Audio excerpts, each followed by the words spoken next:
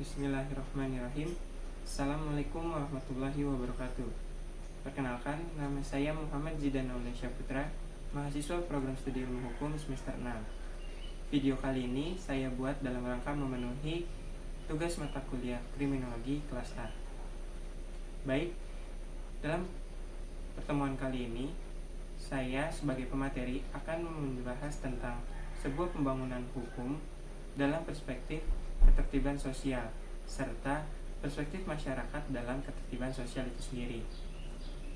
Pertama, saya akan membahas tentang pengertian dari pembangunan hukum itu sendiri. Pembangunan hukum merupakan tindakan atau kegiatan yang dimaksudkan untuk membentuk kehidupan hukum ke arah yang lebih baik dan kondusif.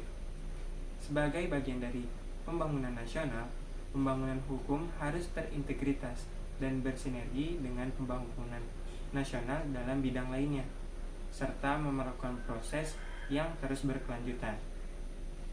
Pelaksanaan pembangunan hukum tidak hanya ditunjukkan untuk hukum dalam arti yang positif atau yang identik kita artikan dengan peraturan perundang-undangannya, tetapi juga hukum dalam arti yang luas yang menunjuk pada sebuah sistem yang meliputi dalam pembangunan materi hukum, pembangunan kelembagaan dan penegakan hukum, pembangunan pelayanan hukum, dan pembangunan kesadaran hukum dalam masyarakat itu sendiri.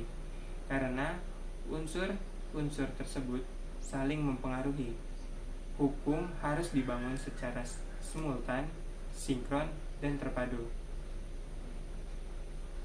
Selanjutnya, mengenai pengertian dari ketertiban sosial. Ketertiban sosial adalah sistem kemasyarakatan, hubungan, dan kebiasaan yang berlangsung secara lancar demi mencapai sasaran masyarakat. Jika kita kembali dalam materi yang saya akan bahas, yaitu pembangunan hukum dalam perspektif ketertiban sosial. Yang dimaksudkan dalam materi kali ini adalah sebuah sudut pandang dari ketertiban sosial tentang pembangunan hukum itu sendiri.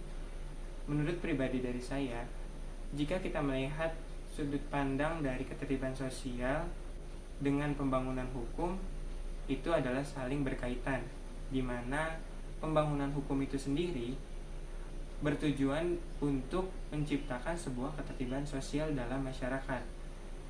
Seperti itu. Karena mengingat pendapat menurut Kalmenhem menyatakan bahwa pembangunan di bidang hukum berarti mengusahakan keserasian yang lebih baik antara ketertiban dengan ketentraman. Sedangkan menurut Sucipto Raharjo, pembangunan hukum sekaligus mengandung dua makna, yaitu usaha memperbarui hukum positif sehingga sesuai dengan kebutuhan untuk melayani masyarakat pada tingkat perkembangannya yang mutakhir, sekaligus sebagai usaha untuk memfungsional hukum dalam masa pembangunan, yaitu dengan cara turut mengadakan perubahan-perubahan sosial sebagaimana dibutuhkan oleh suatu masyarakat yang sedang membangun. Kalmenhem dan Sucipto Raharjo bersamaan pandangannya bahwa pembangunan hukum merupakan usaha yang tidak berdiri sendiri, melainkan perlu dilihat kehadirannya dalam konteks perubahan sosial dan tata nilai. Pembangunan hukum pada hakikatnya berkaitan pula dengan segi-segi kehidupan lainnya. Kaitan hukum dan segi-segi lainnya adalah sama-sama merupakan gejala sosial. Oleh karena itu, proses pembangunan hukum selalu dibatasi oleh perubahan sosial yang terjadi. Pembangunan hukum memiliki makna yang progresif sekaligus adaptif. Pembangunan bermakna progresif yakni karena sifatnya yang selalu aktif, memperbaharui hukum menuju ke arah yang diinginkan oleh masyarakat, dan usahanya untuk mengadakan perubahan-perubahan sosial. Sedangkan adaptif karena usahanya untuk melayani masyarakat pada tingkat perkembangan yang mutakhir. Sebagai bagian dari produk kebudayaan, hukum tidak hanya dipandang sebagai bangunan norma peraturan yang dibuat oleh pihak yang memiliki otoritas untuk membuat hukum negara. Lebih dari itu, perspektif antropologi memperlihatkan wujud sebagai sistem pengendalian sosial atau social control untuk menciptakan keteraturan sosial atau social order. dengan menjaga ketertiban dalam kehidupan bersama. Perubahan sosial di era reformasi telah melahirkan politik. Selain melihat dari pendapat Tamenhem dan Sucipto Raharjo yang telah saya jelaskan tadi, bahwa perlu kita ingat, pembangunan hukum pula bertujuan atas penegakan hukum itu sendiri, di mana penegakan hukum sebagai proses sosial yang bukan merupakan proses yang tertutup, melainkan proses yang melibatkan lingkungannya. Oleh karena itu, penegakan hukum bertukar aksi dengan lingkungannya, yang bisa disebut sebagai pertukaran aksi dengan unsur manusia, sosial, budaya, politik, dan lain sebagainya. Selain itu, Surjono Sukanto membuat perincian faktor-faktor yang mempengaruhi penegakan hukum tersebut sebagai berikut. Antara lain adalah faktor masyarakat. Masyarakat di mana peraturan hukum itu berlaku atau diterapkan juga mempunyai pengaruh dan kuat yang pelaksananya penegakan hukum.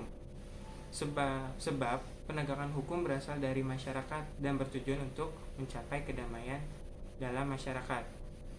Serta melihat peraturan Kepala Kepolisian Negara Republik Indonesia nomor 22 tahun 2007 tentang bimbingan penyuluhan keamanan dan ketertiban masyarakat yang selanjutnya dikemukakan dalam pasal 1 ayat 3 berbunyi, keamanan dan ketertiban masyarakat atau Kamtibnas adalah suatu kondisi dinamis masyarakat sebagai salah satu prasyarat terselenggaranya proses pembangunan nasional, yakni pembangunan hukum, yang ditandai dengan terjaminnya keamanan, ketertiban, dan tegaknya hukum, serta terbinanya ketentraman yang mengandung kemampuan membina serta membangun potensi dan kekuatan.